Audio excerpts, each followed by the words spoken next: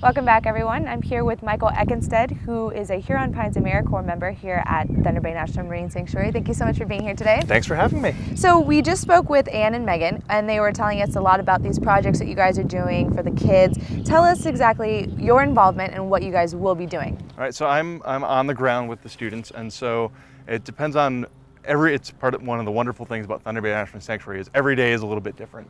So with the fourth grade classrooms, they'll be coming in and they'll be doing the boat tours, which I think Ann talked to you about. But we're also doing other activities because part of the reason why it's fourth grade classrooms that are targeted is between the ages of 9 and 11, it's when children's minds start to concrete in. And so it's a perfect opportunity to get positive experiences outside in while students are both formulating what they enjoy and what they don't enjoy.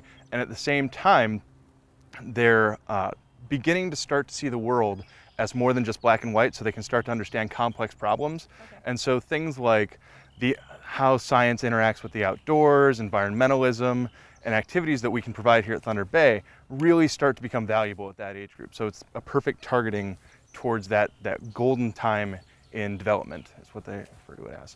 And so what we're doing is various activities from most of the classrooms will be joining us in the makerspace, building ROVs and learning about physics.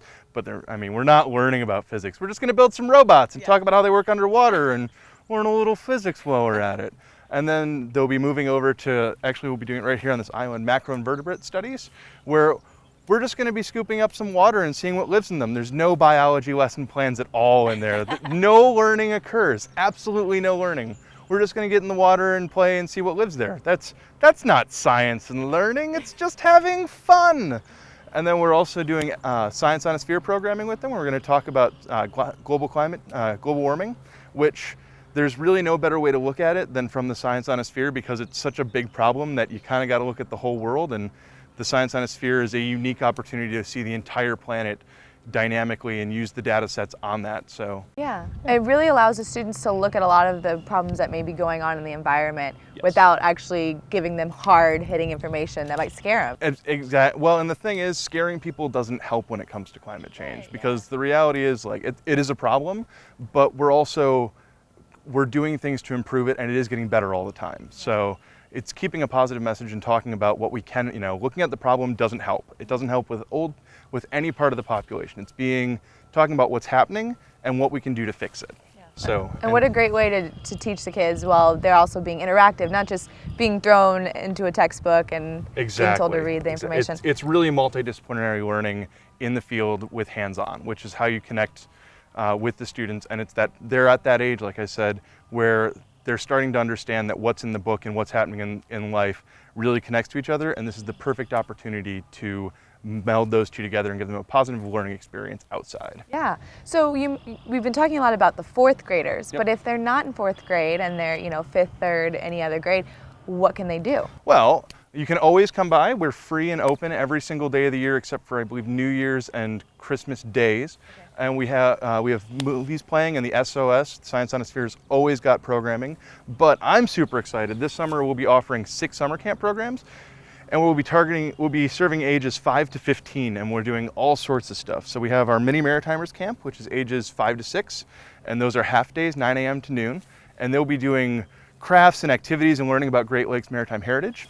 And then for ages 7 to 10, we have a junior maritime archaeology camp, and that one, it's my personal favorite. We'll be looking at everything, because it's hard for us to understand exactly how important maritime life is to the course of history. People have been using boats longer than we've had domesticated animals, farming, permanent structures, pottery, you name it, boats have probably been around longer. And it's the perfect way to look at the world, because 90% of the population lives within 100 miles of water. And so what better way to learn about the world that both yesterday, today, and tomorrow than by looking at it from the seaside. And so we'll be doing everything from learning about how many boats it takes to get a beaver hat during the Voyager exploration period, to building Roman aqueducts and mining for ore and building boats to haul our ore to market, to we're actually even going to learn about the land bridge, which everyone thinks was just this little thing, but it's 6 times the size of Michigan and was around for 10,000 years, and people lived on it for that whole time.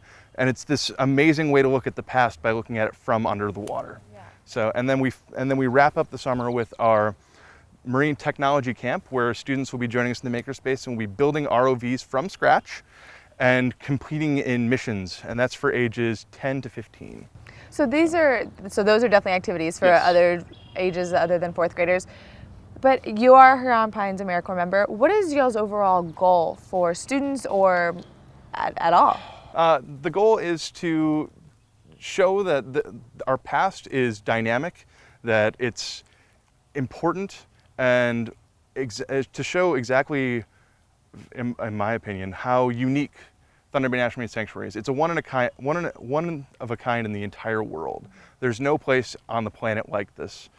We're unparalleled for the variety of ships and the preservation that we have. And really, without the ships that crossed the Great Lakes and the ones that went down in Thunder Bay, the U.S. wouldn't look like it does now. It allowed for iron to get from Minnesota to Detroit to start building cars.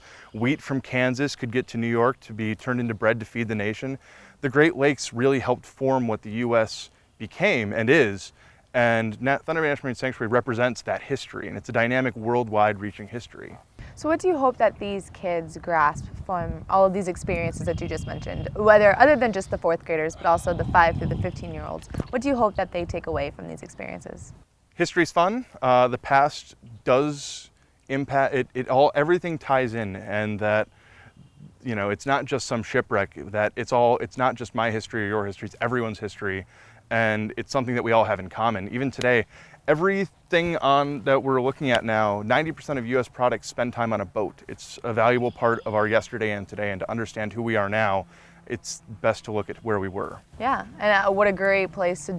There's no better place. Yeah, absolutely. So again, just mention really quickly the dates and how they can get involved in those camps. The dates span from June 20th through the end of August, and the best way to get all the information about them is to visit us at thunderbayfriends.org. Or you can stop by the sanctuary and fill out an application.